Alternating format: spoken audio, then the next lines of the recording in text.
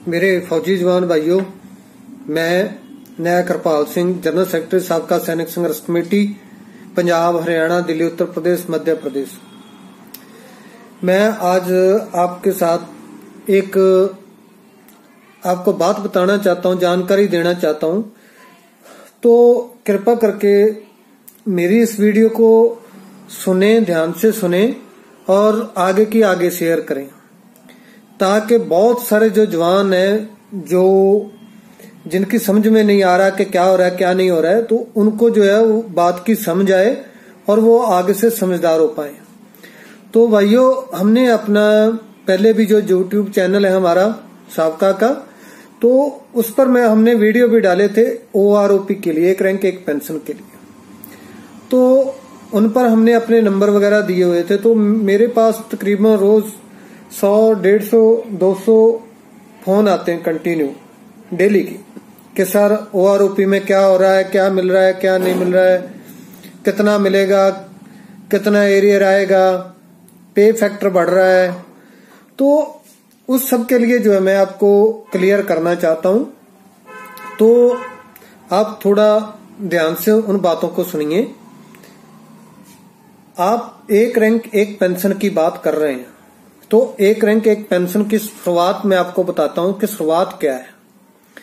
शुरुआत ऐसा है कि जो जब 7वां पे कमीशन लागू हुआ था, तो तब हमारे जो जवानों को फार्मूला मिला था, मल्टीप्लाई का जो पे फैक्टर था वो था 2.57, जबकि अफसर्स के लिए जो किया गया वो था 2.81 तक का।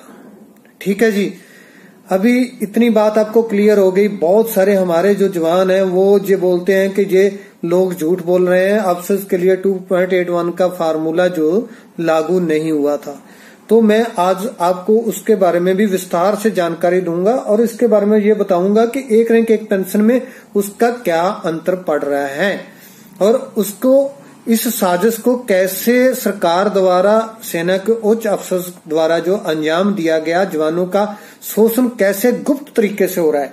तो उसके लिए मैं आपको सबसे पहले बताना चाहूंगा कि पहले हमारा एक रैंक एक पेंशन लागू हुआ था जब, तो उसमें आपको मैं एक बात बताता हूं कि एक अफसर जो है उसको जो जितना उसका पेंशन था उस टाइम, उसको क्या मिलेगा पे फैक्टर में, आपको क्या मिलेगा। तो मैं एक नायक रैंक हमारे सबसे ज्यादा है जवानों में, तो आमतौर पे सभी को पता है, इसलिए मैं उसकी काउंटिंग आपको बता रहा हूं कि एक रैंक एक पेंशन में 7170 रुपए, 7170 रुपए जो था वो मैक्सिमम जो है वो 15 साल से लेके 24 साल तक जो है नैक का एक ही OROP में बेसिक था 7170 रुपए, 7170 रुपए।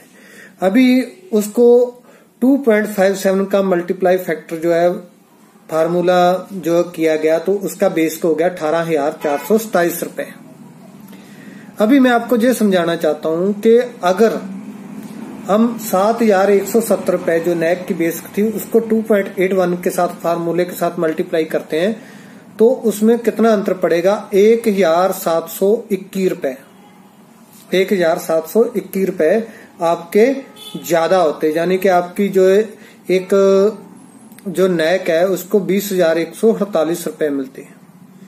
लेकिन जवान के लिए जो है वो पे फैक्टर था जो वो 2.57 था, इसलिए उनको मिला 18,427 रुपए।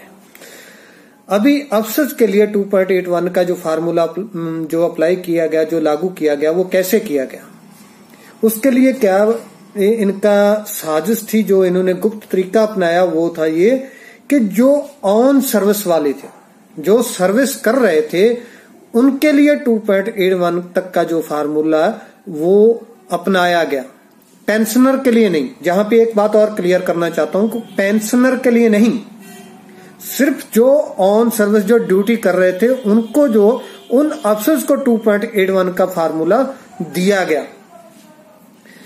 तो उसके पीछे साजिश क्या थी कि क्योंकि कोई भी आदमी है जो बोलेगा, जो जवान है जो वो बोलेगा तो वही जो पेंशन आ गया, जो सर्विस कर रहा है वो तो आपको पता है कि वहां पे अफसर का कितना दबाव होता है। अगर वो वहां पे कोई मुंह खोलेगा वो सर्विस कर ही नहीं सकता।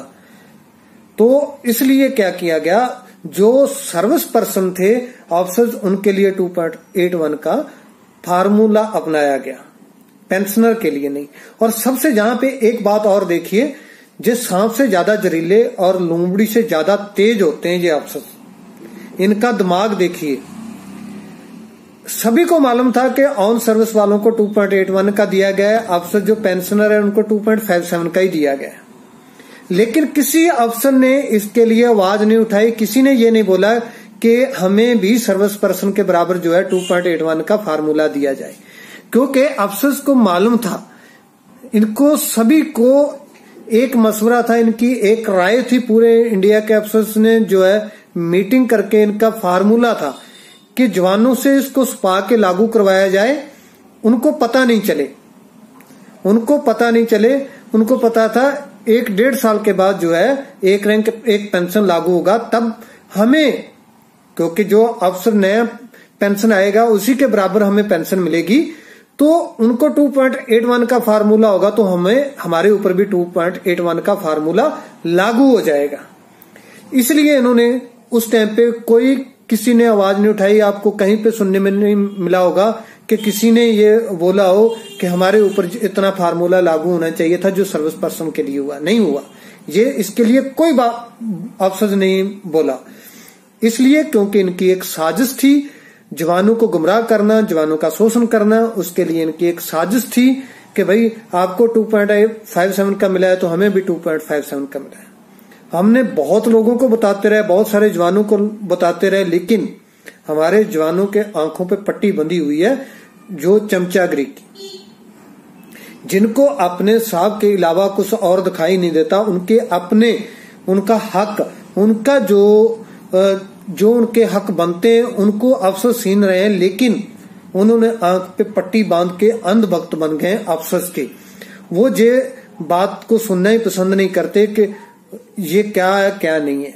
हमने बताया, लेकिन लोगों के जो आम जवान थे उनकी समझ में नहीं आया, जो अंधभक्त थे।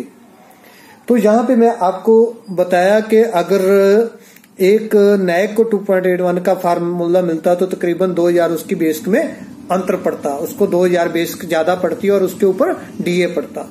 अभी मैं आपको एक कर्नल की पेंशन बताता हूं कि एक रैंक एक पेंशन में अभी जो नया लागू होगा उसमें कितना अंतर पड़ेगा। मैं एक रैंक एक पेंशन दूसरी की बात नहीं कर रहा हूं, अभी मैं सिर्फ फार्मूले के साथ ही कितना बढ़ जाएगा एक अफसर का, उसके बारे में आपको जानकारी दे रहा हूं, जो कि हमसे जो है गुप्त तरीके से जवानों को बेवकूफ बना करके सीधा सीधा सरकार दे रही है, उसके बारे में आपको बता रहा हूं। एक अफसर का था जो वो था ओआरओपी के समय 40,000 बेसिक था एक कर्नल का, उसको 2.57 के साथ उसकी पेंशन हो गई 1,02,800 रुपए, 1,02,800 रुपए जो उसका बेसिक हो गया। ठीक है जी।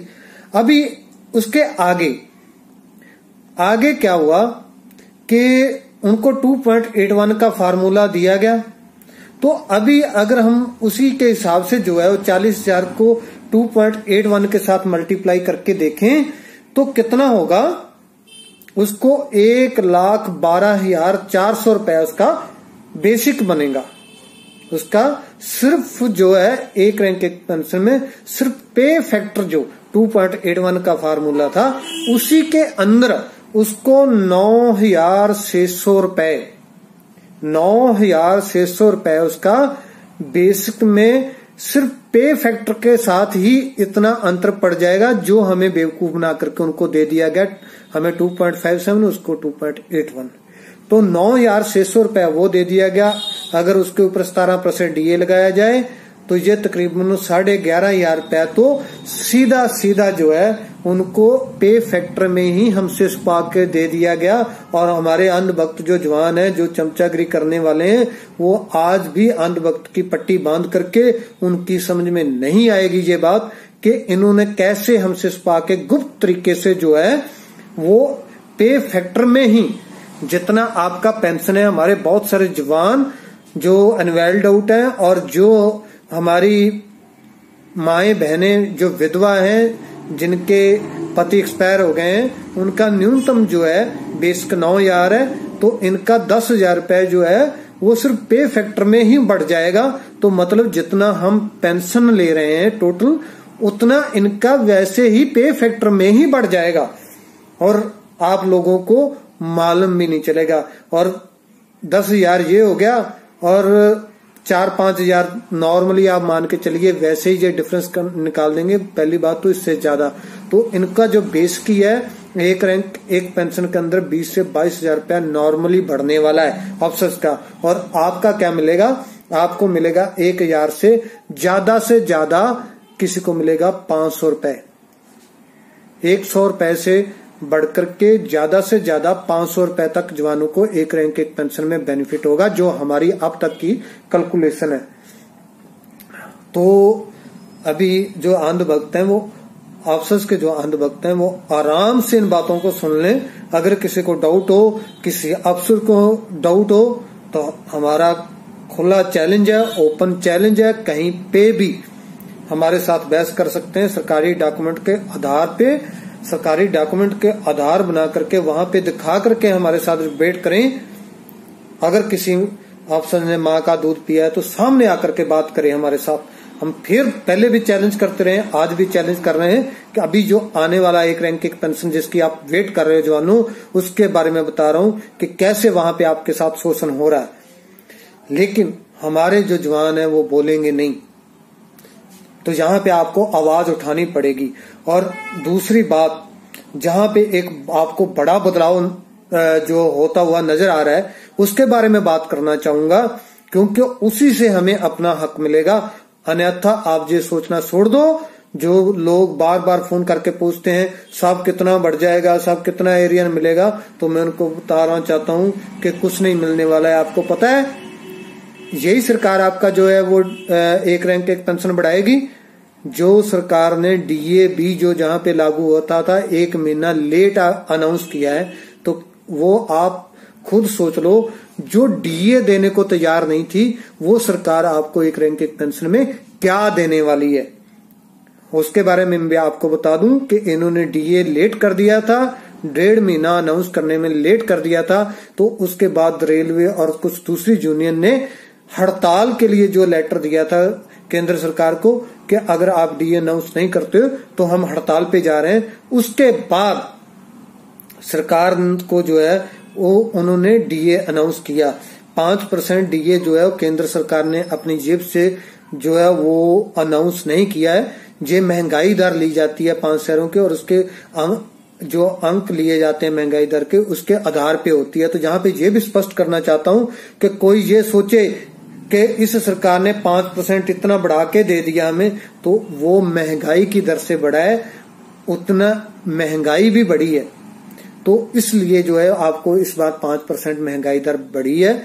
तो मैं जहां पे बात कर रहा था कि आपको जो है एक बड़ा बदलाव होता नजर आ रहा है जवान के पक्ष में, तो उसके लिए मैं सबसे पहले आपको जो है वो मेरे जो हरियाणा के हमारे जवान भाई हैं, बधाई के हकदार हैं, वहां के टोटल एक्स सर्विसमैन जवान जिन्होंने जो वहां पे हरियाणा एक्स सर्विसमैन लीग की इलेक्शन हुई थी, जो अफसर प्रधान यूनियन है, जो बहुत समय से जो है शोषण कर रही थी और हरियाणा के अंदर जवानों को ही जो है वो जवानों का शोषण करके ही करोड़ों रुपया खा चुके हैं। अभी वहां पे जो ठेका दिया गया था ये बिजली बोर्ड में, जवानों को बहुत कम दे करके उन्होंने उसमें से पैसा खाया, ये किया वो किया।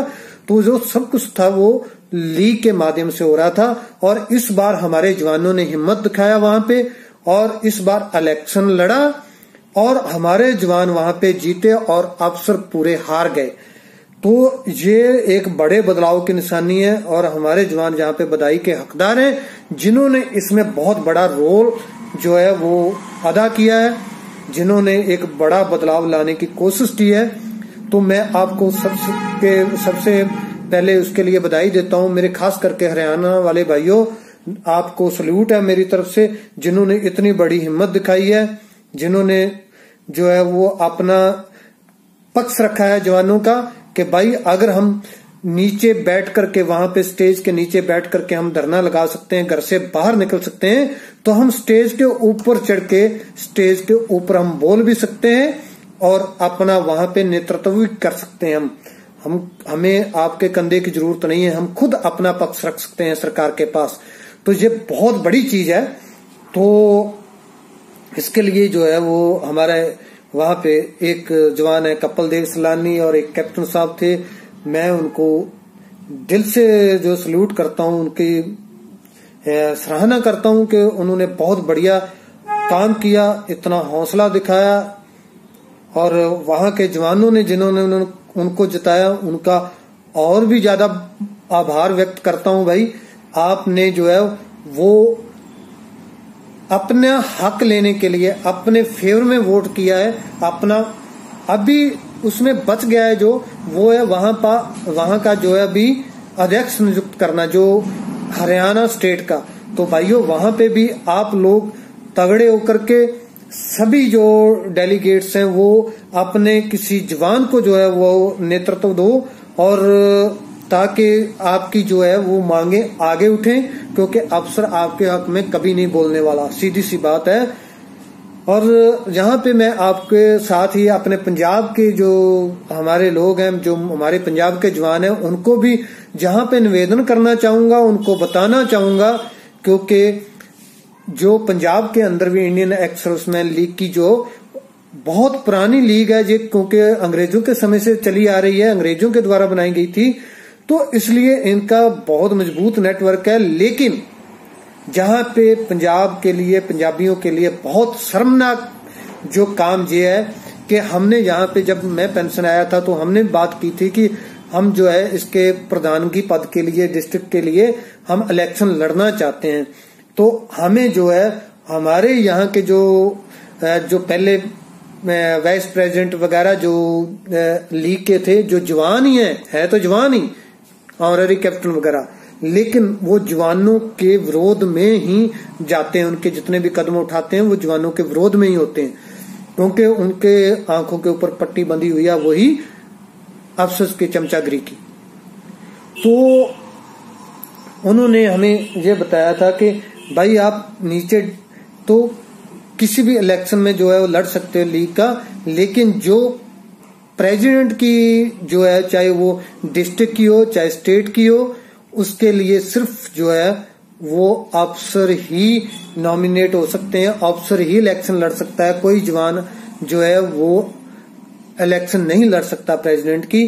तो ये हमारे लिए, पंजाबियों के लिए बहुत शर्मनाक हरकत है, ये बहुत हमारे लिए शर्म वाली बात है कि हम आज तक, आप मतलब क्या है, वो आपको लीग बना दी एक एक्स सर्विसमैन की, लेकिन वहां पे जब सर्विस में थे तब भी हमें नौकर समझते रहे, गुलाम समझते रहे, और जहां पे आने के बाद भी आप उनके बराबर इलेक्शन नहीं लड़ सकते। आप नीचे वर्कर तो बन सकते हो, आप नीचे चाय पानी पिलाओगे, कुर्सियां साफ करोगे, दरी बिछाओगे, लेकिन आप स्टेज के ऊपर as a president, as a कोई मेन उनका आगू होने के नाते आप स्टेज पे नहीं बैठ सकते, आप वो इलेक्शन नहीं लड़ सकते। लेकिन जब हमने भी बात किया तो हमें यही बार बार बोला गया कि आप लड़ ही नहीं सकते, आपको जो है वो आपका नाम ही नहीं भरा जाएगा, पर्चे नहीं भरा जाएगा। ये इंडियन एक्स सर्विसमैन लीग जब बनी थी तो उसके रूल रेगुलेशन में है। तो पंजाबियों, आपके लिए बहुत शर्म वाली बात है, मेरे लिए भी है, मैं पंजाबी हूँ, पंजाब का रहने वाला हूँ, तरनतारन का रहने वाला हूँ, तो मेरे लिए भी ये शर्म की बात है।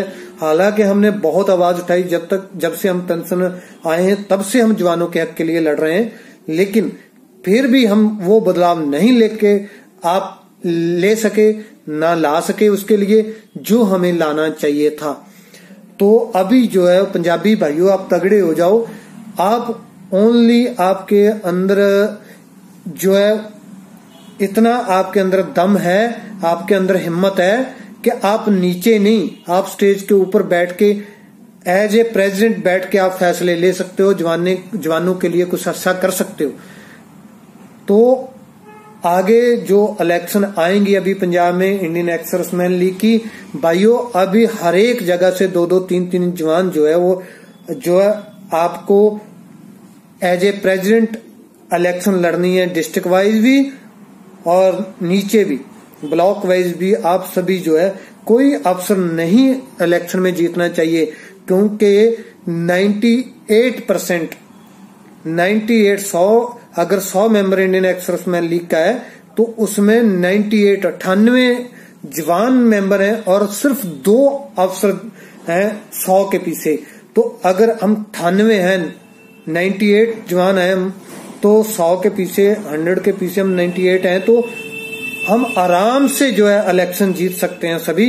और हम अपने जवानों के लिए जो है इंडियन एक्स सर्विसमैन लीग के ऊपर आप अध्यक्ष बन के, अहदेदार बन के हम उसको चला सकते हैं। और जहां जहां पे हमारे जवानों की प्रॉब्लम है हम उनको हल कर सकते हैं, क्योंकि हमारा नेतृत्व होगा, हमारे पास पावर होगी तो हम कुछ भी कर सकते हैं। ऐसा नहीं है कि ओनली अफसर ले गए और आपको ठेंगा दिखा दिया।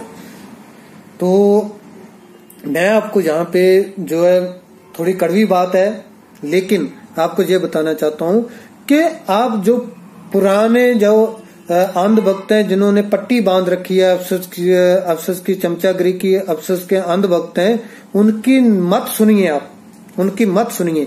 आप ये सोचिए कि आदमी तो आदमी होता है ना। तो आपने देखा होगा कि बहुत सारे आदमी जो आदमी होने के बावजूद गलत काम करते हैं, औरतों वाले काम करते हैं, न मर्दों वाले काम करते हैं। तो औरतों वाला काम को तो आप समझ ही गए क्या काम करते हैं वो। तो मतलब हर एक जगह पे सभी जो है अच्छे आदमी नहीं हो सकते और सभी गलत नहीं हो सकते। आप समझ लीजिए वो जो है वो उन मर्दों में से हैं जो औरतों वाले काम करते हैं, एक मर्द होकर के जो अफसर की चमचागिरी करते हैं, जो उनके अंधभक्ति करते हैं। तो उनको वो समझ करके, थर्ड जेंडर समझ करके उनसे किनारा कर लो और आप अपने दम पे जो है अपने जवानों को आगे लाओ। अपना हक लेने के लिए जो है वो तैयार रहिए। और अगर आप अध्यक्ष बन गए, आप इसमें कामयाब हो गए, तो मैं दावे के साथ कहता हूं आपको अपना हक लेने से दुनिया की कोई ताकत नहीं रोक सकती। अभी जहां पे मैं एक बात और भी बताना चाहता हूं, अगर मैंने बहुत बार पहले भी बताया, अगर कहीं पे नहीं किसी को समझ में आया, जहां किसी ने नहीं उसके बारे में पहले सुना, जहां उसके बारे में सोचा, तो जहां पे एक बात और भी बताना चाहूंगा मैं आपको कि जो पे फैक्टर था 2.57 और जो अफसोस को मिला 2.81 तक का फार्मूला, उसमें बदलाव कैसे हुआ, तो उसके बारे में बताना चाहता हूं। जब 7वां पे कमीशन लागू हुआ था तो आपने सुना होगा न्यूज में भी, सेना के प्रमुखों ने, सेना के, आर्मी, एयरफोर्स और नेवी के तीनों प्रमुखों ने जो है पे कमीशन मानने से इनकार कर दिया था। बोला था कि हमें ये पे कमीशन मंजूर नहीं है, ये पे फैक्टर हमें मंजूर नहीं है। तो उसके बाद जो है वो केंद्र सरकार, उनके बीच में बात चली और उसके बाद जो है इनको चुपचाप तरीके से ये बोला गया कि आप इसको फार्मूले को जो है वो मंजूर कीजिए। हम अफसर के लिए जो है उसके लिए हम लिखित में आपको देते हैं, हम 2.81 का फार्मूला देंगे और उसके लिए जो है सिविल का जो 7वें पे कमीशन का नोटिफिकेशन है उसके अंदर जो है आप पढ़ सकते हो। उसके अंदर जो है अफसर के लिए क्लियर कट जो है वो पे फैक्टर बदल दिए गए। जवान के लिए 2.57 ही रहने दिया गया और सिविल जो नोटिफिकेशन हुआ उसके अंदर अफसर को 2.81 तक का फार्मूला दे दिया गया। और जब तीनों प्रमुखों को ये बात बता दी गई, जो उनको बताया गया कि आपको 2.81 तक का फार्मूला दे दिया जाएगा, और कितने ईमानदार और जवानों का अच्छा सोचने वाले हमारे जर्नल होंगे जिन्होंने 1 मिनट नहीं लगाया साइन करने के लिए 7वें पे कमीशन के ऊपर। ये नहीं सोचा कि जो जवान हमारे साथ हमारी प्रोटेक्शन में लगे रहते हैं, जो हमारे नीचे हमारे हर एक हुक्म मानने के लिए तैयार रहते हैं, हमारे हुक्म पर जो है मरने के लिए तैयार रहते हैं, हम उन्हीं का पेट काट रहे हैं। हम ये बोल रहे हैं सरकार को कि अगर आप हमें 2.81 का फार्मूला दे रहे हो तो हमारे जवानों को भी 2.81 तक का फार्मूला दीजिए। लेकिन नहीं, उन्होंने चुपचाप पीछे के दरवाजे से जो है अपने के लिए 2.81 तक का फार्मूला ले लिया और जवानों को खाई में धक्का दे दिया। ठीक है जी, तो ये एक बहुत बड़ी साजिश थी, उसके बारे में आपको मैंने बता दिया है। तो आगे क्या करना है क्या नहीं करना, ये आपको सोचने वाली बात है। अगर आप सोचोगे हम घर में बैठ करके हम अफसर की चमचागिरी करके काम जो है वो हमारा कुछ बढ़ जाएगा, कुछ नहीं बढ़ने वाला, आपको कुछ नहीं मिलने वाला, ना इनके कुछ में हाथ में है। मैं आपको ये बता दूं, मैं जाता हूँ ECHS में, मैं जाता हूँ जिला सैनिक बोर्ड में, और भी जहां पे जाता हूँ तो मैं देखता हूँ हमारे जवान जो है जब अफसर के ऑफिस में जाना है तो एक वहां पे दरवाजे के बाहर से सलूट करते हैं और पूछते हैं, फिर उसके बाद दरवाजा आधा खोल करके आधा दरवाजे के अंदर टंगड़ी लगा करके फिर बोलेंगे जय साहब, और फिर दरवाजा छोड़ के अंदर जाएंगे, फिर ठक से पांव मार के बोलेंगे जय साहब। तो 3 सलूट वहीं पे मार देते हैं। तो मैं आपको ये बता दूं, ECHS में है चाहे जिला सैनिक बोर्ड में, वो 70,000 से 1-1 लाख 1.5 लाख रुपए जो है पे ले रहे हैं, तनख्वाह ले रहे हैं। वो किसके लिए ले रहे हैं? आपके काम के लिए ले रहे हैं, और उनमें इतनी हिम्मत नहीं है आपका काम नहीं करें। लेकिन हम लोग जो है बोलते हैं हमारा कोई काम रुका है, हम हर एक काम करवाते हैं, हर एक फैसिलिटी लेते हैं, लेकिन हमें जो है वो फैसिलिटी दूसरों से पहले मिल जाती है। ऐसा नहीं है कि हम उनके खिलाफ बोलते हैं तो हमारी कौन है, कोई ऐसा माई का लाल नहीं है जो हमारी फैसिलिटी रोक सके। जो हमारा हक है, जो हमें लागू है, वो मिलेगा, हम लेके रहेंगे और लेते हैं हम। लेकिन जो जब तक आप लोग चमचागिरी करते रहोगे, अंधभक्ति करते रहोगे, उनके भरोसे रहोगे, तो जो भी जिसके हाथ में होगा वो तो सबसे पहले अपना करेगा, अपना ही बेनिफिट लेगा। तो जहां पे आप ये मत सोचिए, जो अफसर आपकी छुट्टी के लिए ऑन सर्विस में आपकी जब आप छुट्टी मांगते हो तो 10 बहाने बना करके आपकी छुट्टी जो है कैंसिल कर दी जाती है, रद्द कर दी जाती है। जहाँ बोला जाता है कि अभी नहीं, अभी आपको 1 महीना रुकना पड़ेगा, 20 दिन रुकना पड़ेगा।